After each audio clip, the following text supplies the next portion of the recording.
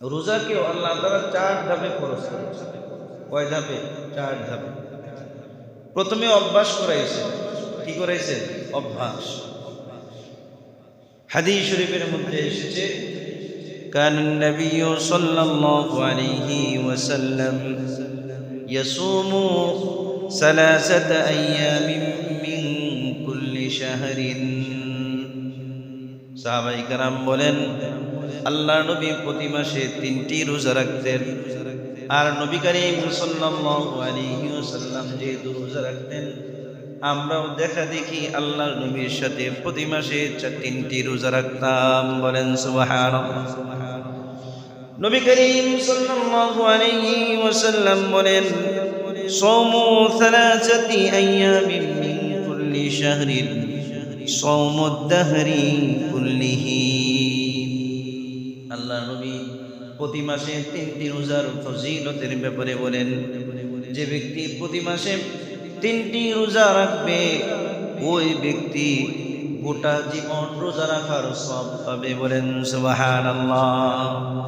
অন্য বর্ণনায় এসেছে, যে ব্যক্তি প্রতি মাসে 3টি রোজা রাখবে, ওই ব্যক্তি সারা বছর রোজা রাখার সওয়াব পাবে। বলেন সুবহানাল্লাহ।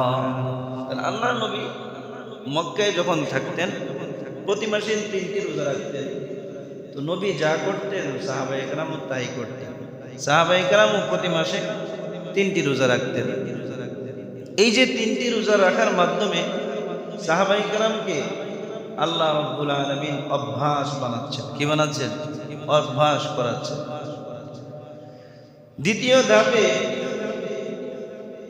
যখন আল্লাহর নবী মদিনায় গেলেন, মদিনায় যাওয়ার পরে আল্লাহ রাব্বুল আলামিন নবী করিম সাল্লাল্লাহু আলাইহি ওয়াসাল্লাম নিজেও আশুরা রোজা রাখতেন, সাহাবায়ে কেরামকেও আশুরা রোজা রাখার নির্দেশ দিয়ে একটা রোজা ফরজ করেছেন। সুবহানাল্লাহ। عن عبد الله بن عباس رضي الله تعالى عنه قال لما قدم النبي صلى الله عليه وسلم المدينة فرأى اليهود تصوم يوم عاشوراء। আল্লাহর নবীর প্রিয় সাহাবী হযরত আব্দুল্লাহ ইবনে আব্বাস রাদিয়াল্লাহু তাআলা আনহু থেকে বর্ণিত, তিনি বলেন, আল্লাহর নবী যখন মদিনায় হিজরত করে গেলেন, দেখলেন মদিনাতে ইহুদিরা আশুরার দিবসে রোজা রাখে। আল্লাহর নবী জিজ্ঞাসা করেন, মা হাদা, হে ইহুদিরা, তোমরা এই দিনে রোজা রাখো কেন? কারণটা কি? ক্বালু হাদা ইয়াউমুন সালিহুন। তারা বলল, এটা হচ্ছে অত্যন্ত বরকতপূর্ণ, এটি অত্যন্ত গুরুত্বপূর্ণ একটি দিবস। কয় কেন? কয় এই দিনে আল্লাহ তাআলা মূসা আলাইহিস সালাম এবং বনি ইসরাইলকে ফেরাউন এবং ফেরাউনের দলবল থেকে আল্লাহ রাব্বুল আলামিন নাজাত দিয়েছিলেন। আল্লাহ রাব্বুল আলামিন ফেরাউন এবং তার দলবল থেকে যখন মূসা আলাইহিস সালাম এবং বনি ইসরাইলকে নাজাত দিলেন, তখন মূসা আলাইহিস সালাম রোজা রেখেছেন, বনি ইসরাইলও রোজা রেখেছে, আর আমরা মূসা নবীর উম্মত হিসাবে আমরাও রোজা রাখি। আল্লাহ নবী বলেন, খুব সুন্দর, ওয়া নাহনু আহাক্কু বিমূসা মিনকুম। মূসার ব্যাপারে তোমাদের চেয়েও রোজা রাখার ব্যাপারে আমি বেশি হকদার। বলেন সুবহানাল্লাহ। কারণ মূসা আলাইহিস সালাম তিনিও নবী ছিলেন, আমিও নবী, সুতরাং সেই সৎকর্ম আমি তোমাদের থেকে বেশি করার অধিকার রাখি। বলেন সুবহানাল্লাহ। তো আল্লাহর নবী ফাসামাহু ওয়া আমারা বিসিয়ামিহি, নিজেও রোজা রেখেছেন এবং সাহাবায়ে কেরামকেও রোজা রাখার নির্দেশ দিয়েছেন। বলেন সুবহানাল্লাহ। তৃতীয় ধাপ কি? তৃতীয় ধাপ হচ্ছে আল্লাহ তাআলা যখন এই আয়াত নাজিল করেন। কোন আয়াত? আল্লাহ রাব্বুল আলামিন বলেন, ইয়া আইয়ুহাল্লাযীনা আমানু কুতিবা আলাইকুমুস সিয়াম। হে ঈমানদারগণ, আমি তোমাদের উপর রোজাকে ফরজ করেছি। মানুষ এবার আল্লাহ রাব্বুল আলামিন নিজে নিজে বলছেন, এই রোজা এমন কোনো ইবাদত নয় যা তোমাদের উপর ফরজ করলাম, বরঞ্চ রোজা এমন এক ইবাদত, আদম আলাইহিস সালাম থেকে পর্যন্ত যত নবী এসেছেন, যত উম্মত এসেছে, যত বান্দারা পৃথিবী থেকে চলে গেছে, আমি আল্লাহ তাআলা সবার উপর এই রোজাকে ফরজ করেছি। বলেন সুবহানাল্লাহ। এবার আমরা আল্লাহকে জিজ্ঞাসা করলাম, আল্লাহ নামাজ ফরজ করেছেন, অন্যান্য ইবাদত তো আপনি ফরজ করেছেন, কিন্তু রোজাকে আপনি কেন ফরজ করেন? হালাল খাবার দিনের বেলা কেন খেতে পারবো না? হালাল পানি কেন খেতে পারবো না? হালাল বিবির কাছে কেন যেতে পারবো না? কারণটা কি? আল্লাহ তাআলা বলেন, তোমাদেরকে প্রশিক্ষণ দিচ্ছি। কয় কিসের প্রশিক্ষণ? কয় তাকওয়ার প্রশিক্ষণ। এক মাস যদি তোমরা তাকওয়ার প্রশিক্ষণ দিতে পারো, তাহলে অবশ্যই অবশ্যই তোমরা মুত্তাকি হতে পারবা। বলেন সুবহানাল্লাহ। এবার আমরা আল্লাহকে জিজ্ঞাসা করলাম, আল্লাহ কয়দিন রোজা রাখবো? রোজা কি সারা বছর রাখবো নাকি কয়েকদিন?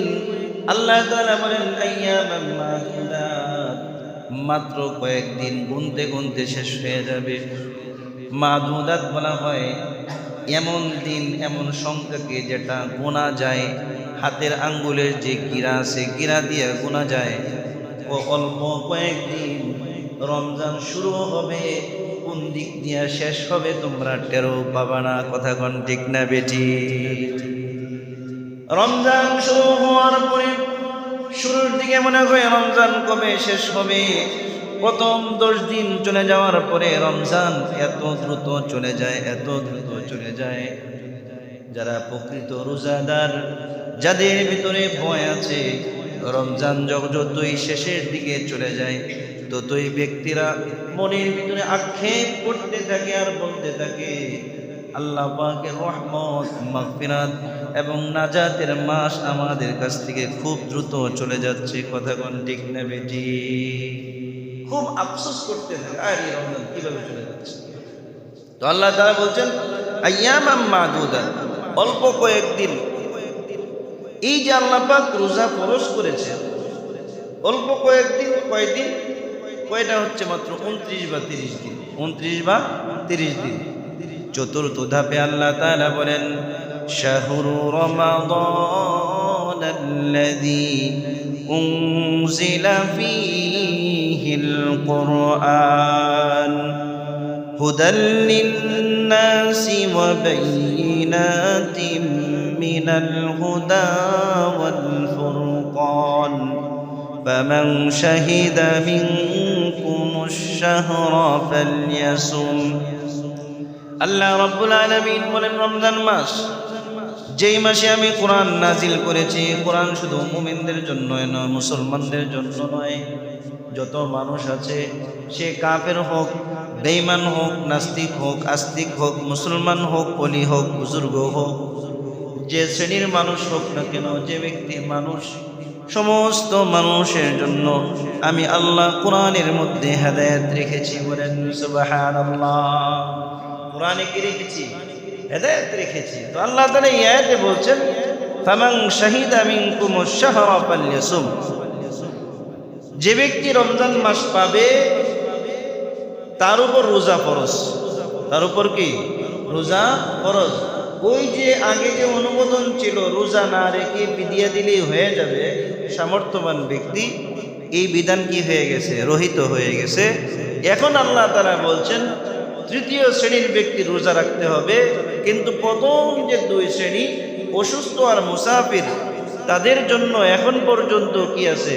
রোজা না রেখে এই রোজাকে বছরের অন্য সময় কাজা করার সুযোগ এখন পর্যন্ত আল্লাহ তাআলা রেখেছেন। বলেন সুবহানাল্লাহ।